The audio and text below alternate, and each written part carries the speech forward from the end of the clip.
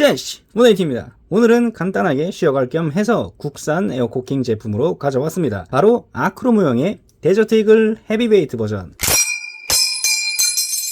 쇼츠 말고 정식 영상으로는 처음 소개해드리는 데저트 이글인데 걱정 마세요. 다른 제조사들 데저트 이글도 전부 리뷰 영상 올릴 예정입니다. 데저트 이글이 몇 개나 되길래 다른 리뷰들도 올릴 예정이냐고요? 마루이 데저트 이글도 있고요. AW 데저트 이글 L6도 있고요. AW에서 나온 WE 데저트 이글 기반 바이오하자드 라이트닝 호크 킷도 있고요. 마루이에서 나온 바이오하자드 RE2 라이트닝 호크 콜라보 한정판도 있고요. 가더에서 나온 마루이용 데저트 이글 메탈 킷도 있습니다. 이런 식으로 메탈 키트가 있죠. 아카데미는 굳이 말씀 안 드려도 되겠죠? 정신 나간 것 같네요. 아무튼 데저트 이글은 워낙 유명하니까 굳이 소개를 해드리지 않아도 될 것 같죠? 이게 파워풀한 매그넘탄을 빵빵 쏴대는 가장 강력한 자동권총 하면 을에 떠올리는 바로 그 녀석인데, 탄종은 사무실 구형, 44 구형, 그리고 59경 매그넘탄을 사용하는 여러 바리에이션들이 있습니다.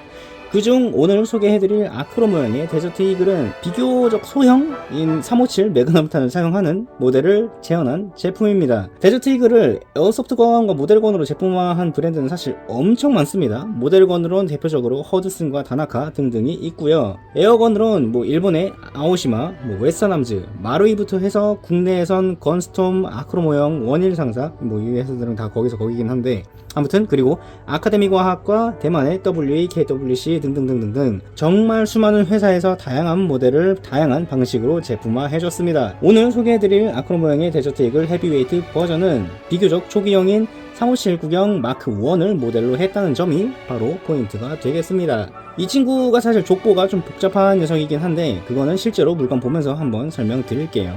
아무튼 박스는 이렇게 생겼습니다. 차분한 마문지 박스에 데저트 이글이 그려져 있고, 여기에 보시면 PSS 버전이라고 되어 있죠. 폴리스틸 시리즈라고 하는데 아크로 모형에서 제작 중인 헤비웨이트 모델 라인업을 이렇게 PSS 버전이라고 표기하고 있더라고요. 제가 구입한 버전은 헤비웨이트 버전답게 20세용 버전이고 23년 언제였지?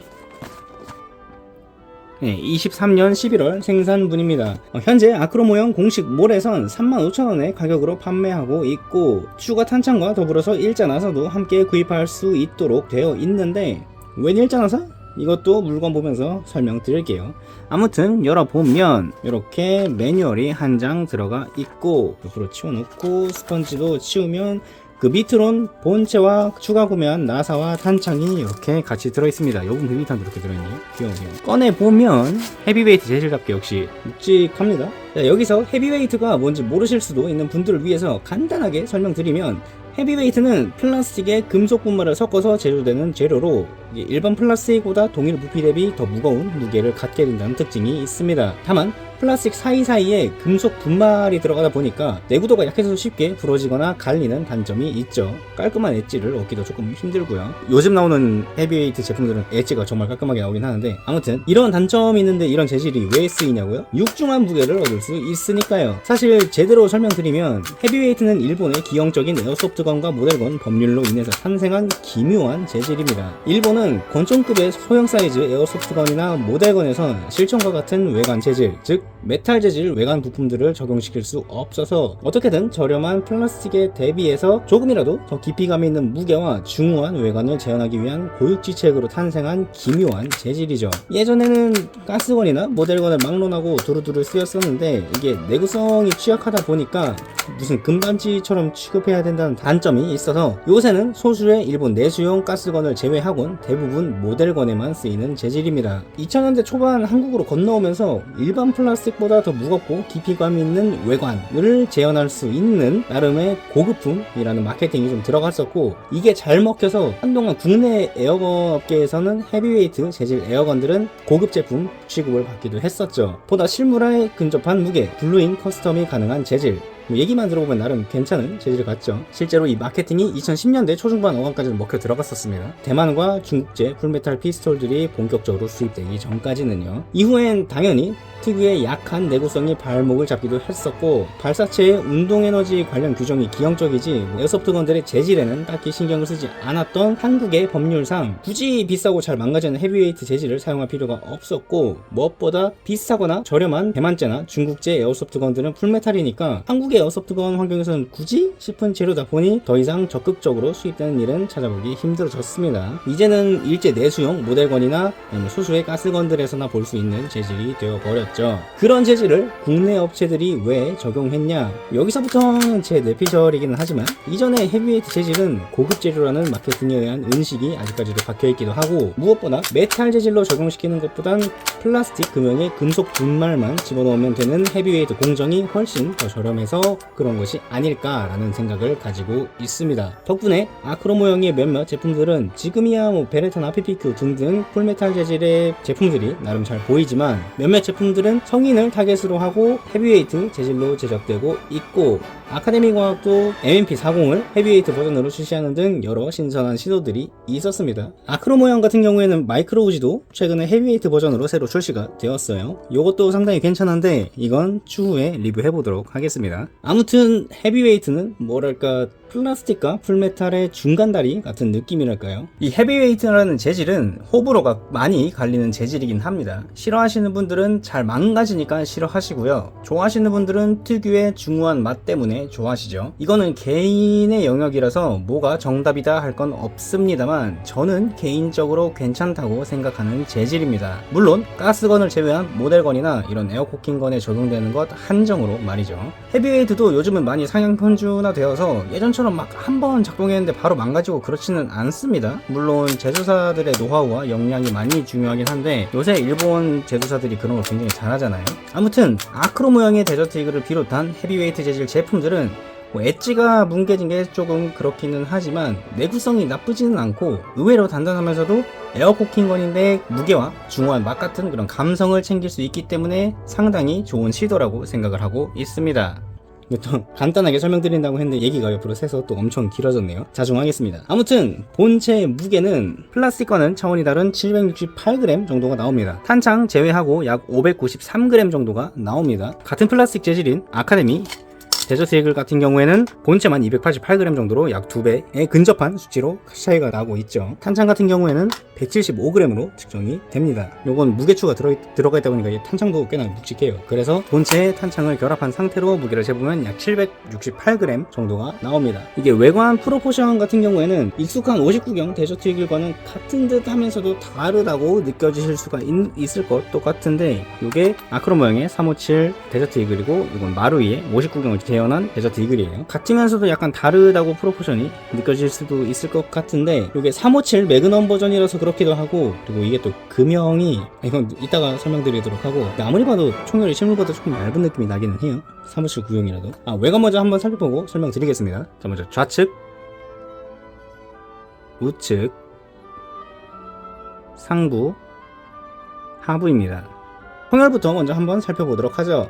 먼저 총열은 데저트 이글 특유의 설계답게 아웃바렐이 외부로 노출된 형상으로 총구는 357 매그넘탄을 사용하니까 59경 모델과 비교하면 좀 작긴 하죠. 작을 수는 있겠지만 어차피 칼라 파트 때문에 보기는 어렵습니다. 얇기 자체도 59경 모델이랑 비교하면 살짝 얇은 것 같은 느낌이 들 수밖에 없고요.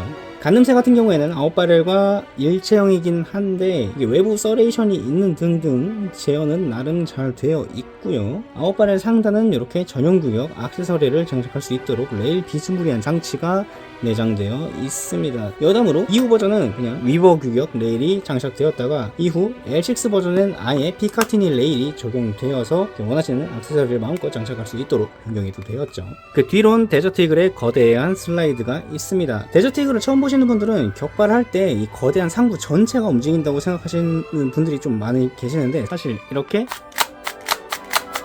절반만 움직입니다. 이 헤비웨이트 버전으로 넘어오면서 이 친구가 나름 재질뿐만 아니라 후퇴거리도 상당히 길어졌습니다. 보이시나요? 이전 버전은 한 이 정도까지밖에 안 당겨졌었거든요. 그런데 진짜 길어졌어요. 이후에 나온 아카데미 데저트 이글도 후퇴거리가 진짜 처참하거든요. 장전하는 맛이 있습니다. 슬라이드가 후퇴되면 이렇게 피스턴을 볼 수도 있고 챔버 쪽도 구경이 가능합니다. 챔버 하니까 생각난 건데 가변 호법 그런 거는 적용되어 있지 않습니다. 원본이 30년 다 돼가는 녀석이니까 어쩔 수가 없어요. 그리고 후퇴거리가 길어져서 이렇게 수동으로나마 슬라이드 후퇴 고정을 할 수 있게 되었습니다. 끝내줬네요. 그리고 왜인지는 모르겠는데 이게 장전음이 생각보다 나쁘지 않습니다.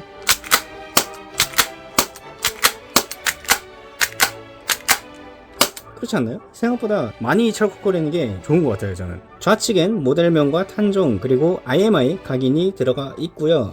우측엔 매그넘 리서치 관련 각인이 들어가 있습니다. IMI는 이스라엘 방위산업체고 매그넘 리서치는 이름답게 매그넘 계열 총기류를 주로 제작하고 판매하는 미국의 회사입니다. 데저트 이글은 미국의 매그넘 리서치가 설계하고 이스라엘 IMI가 하천 생산을 맡았기 때문에 이렇게 IMI와 매그넘 리서치 각인이 모두 들어가 있는 것이죠. 그 뒤는 장전할 때 미끄러지지 말라고 서레이션이 이렇게 또 들어가 있고 데저트 이글 특유의 안전장치도 이렇게 볼 수 있습니다. 슬라이드 외부에 F랑 S 각인이 양각으로 똑 튀어나온 건 살짝 아쉽기는 한데 이거는 뭐 법률상 어쩔 수 없는 부분이라 넘어가도록 하고요. 안전장치 형상은 초기형에서 볼 수 있는 바로 그 디자인입니다.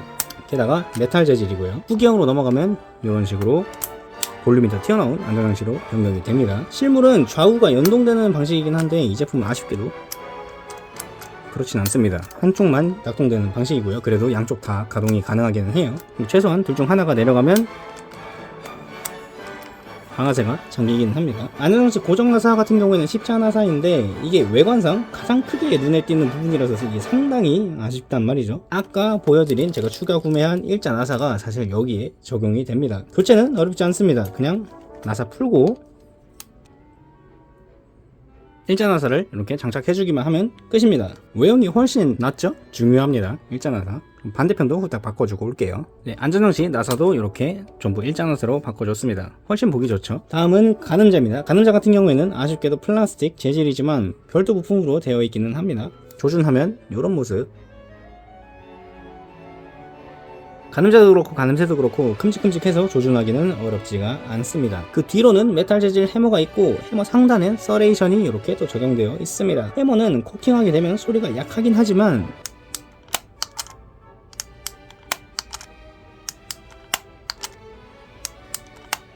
그래도 2단 코킹음이 이렇게 또 들리고요. 코킹을 해도 슬라이드 쪽에 따로 공이가 재현되어 있고 그렇지는 않습니다. 그나저나 이거 초기형 버전은 해머 내부가 그냥 이렇게 비어 있었는데 지금도 막혀 있네요. 좋습니다. 좋습니다. 이제 하부로 넘어가 봅시다. 하부도 보여드릴 게 꽤나 있는데 일단 슬라이드 스토퍼는 메탈 재질입니다. 가동형이긴 한데 이게 아쉽게도 탄창과 연동되지는 않습니다. 그냥 수동으로 조작해서 슬라이드가 후퇴 고정되는 모습을 연출할 수 있는 정도? 그 정도까지만 되어 있고 이게 또 쉽지는 않은데 슬라이드 후퇴된 상태에서 한 번 더 이런 식으로 끝까지 당기고 올려줘야 이렇게 슬라이드 스톱 되어 있는 모습을 연출할 수가 있습니다. 얘는 메탈 재질이고 슬라이드는 헤비웨이트 재질이다 보니까 쉽게 갈릴 거예요. 그래서 요거는 추천드리지는 않습니다. 쉽게 갈릴 수가 있기 때문에. 슬라이드 스토퍼 앞에는 이렇게 메이드 인 코리아 각인이 있고요. 트리거 같은 경우에는 메탈 재질입니다.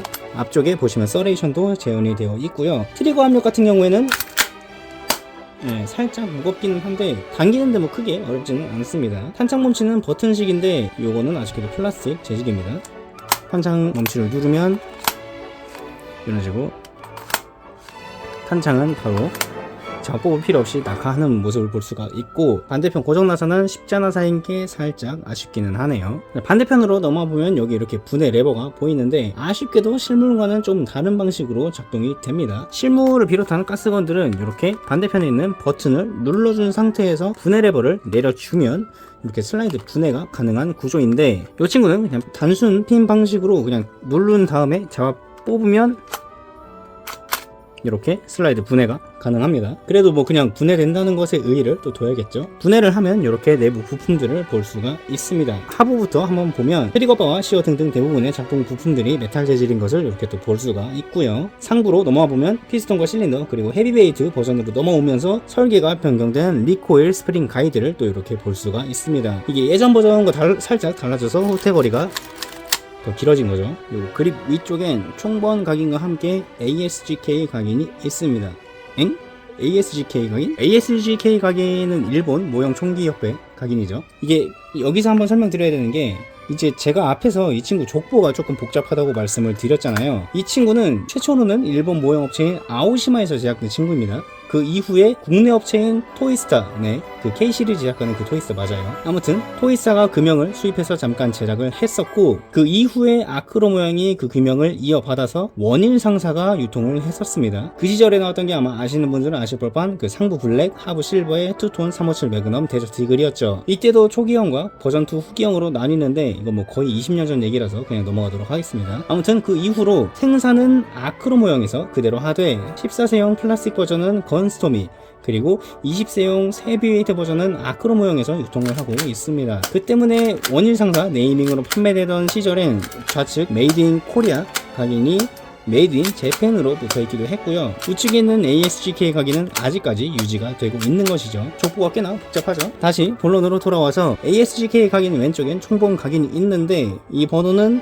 초창기 버전부터 계속 쓰인 6219입니다. 이제 그립으로 넘어가 보도록 하죠. 그립 같은 경우에는 좌우 접합식이고 플라스틱 재질인데 외부에 고무 코팅이 되어 있어서 나름 느낌이 또 있기는 합니다. 다만 이게 직사광선에 노출되거나 기간이 조금 오래 지나면 코팅이 녹아서 끈적끈적해지는 경우가 좀 많아서 보관하실 때 주의해야 할 필요가 있을 것 같기는 합니다. 실물은 그립이 일체형으로 되어 있고 프레임 하단부에 있는 핀을 누르면서 뽑으면 통째로 분해되지만 이 친구는 그렇지는 않습니다. 프레임 하단부에 핀 부분이 이렇게 몰드로나마 재현되어 있기는 하네요. 그립의 패턴 자체는 뭐 꽤나 잘 들어가 있어요. 좋습니다, 좋습니다. 근데 이거 아까부터 계속 신경 쓰였던 건데, 이게 프레임이 좌우 접합 방식이라서 접합선이 굉장히 눈에 띕니다. 이게 뭐 가격대가 가격대니까 좋게 넘어갈 수 있는 부분이기는 한데, 예민하신 분들은 후 처리 꼭 해주셔야 될 것 같고요. 제 것만 그런 건지는 모르겠는데, 이렇게 비버테일 쪽은 플라스틱 수축 때문인지 아예 이렇게 좀 벌어져 있어가지고 접착제로 좀 붙여줘야 되는 그런 사소한 수고로움이 있습니다. 자, 마지막으로 탄창입니다.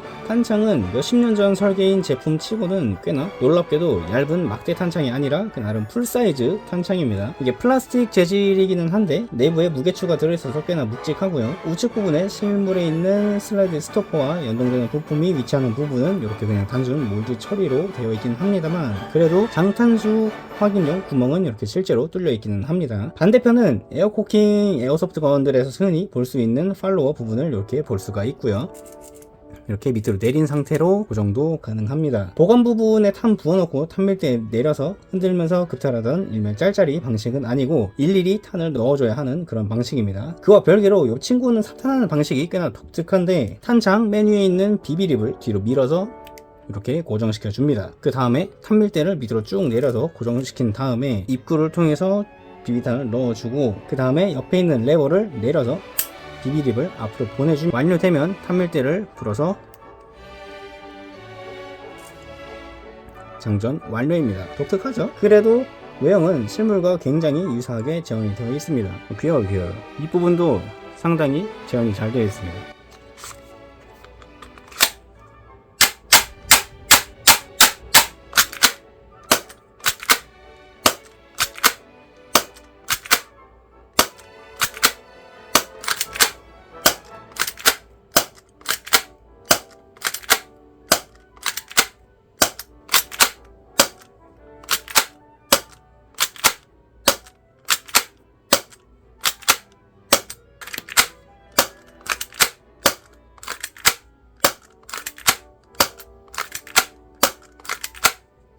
자, 오늘은 이렇게 아크로 모형의 데저트 이글 마크 1 헤비웨이트 버전을 간단하게 살펴봤습니다. 어떠신가요? 이게 영상 진행하다 보니까 본품 설명보다 곁다리로 들어간 얘기들이 조금 더 많은 것 같기는 한데, 이 부분은 그냥 귀엽게 봐주시면 감사하겠습니다. 사실 말씀드리고 싶은 게 더 많기는 했는데 얘기가 너무 산으로 가는 것 같아서 그런 건 그냥 다 쳐냈어요. 더 듣고 싶으시다고요? 다음부터는 다 얘기해드릴까요? 그럴까요? 가격 자체는 35,000원으로 에어코킹 치고는 다소 높기도 하고 헤비웨이트 재질 특유의 거친 마감도 더해져서 딱 받아봤을 때 이게 뭐 정말 좋은 퀄리티라고 말씀드리기는 조금 어렵기는 하지만, 그래도 중량감도 상당히 괜찮고 장전음도 좋고, 무엇보다 이제는 찾아보기 힘든 초기형 데저트 이글을 재현한 유일한 모델이다 보니까 나름 소장 가치는 있는 물건이라고 할 수 있겠습니다. 저도 예전에 원일 상사 시절 모델 생각하고 구매했다가 꽤나 놀랐어요. 거기에다가 재질만 헤비웨이트로 만들고 땡친 게 아니라 내부 설계도 더 개량해서 후퇴거리까지 늘어났으니까 이 정도면 돈값 꽤나 하는 녀석인 것 같습니다. 무엇보다 가스가 귀해진 요즘에 이런 친구들은 가스도 필요 없으니까요.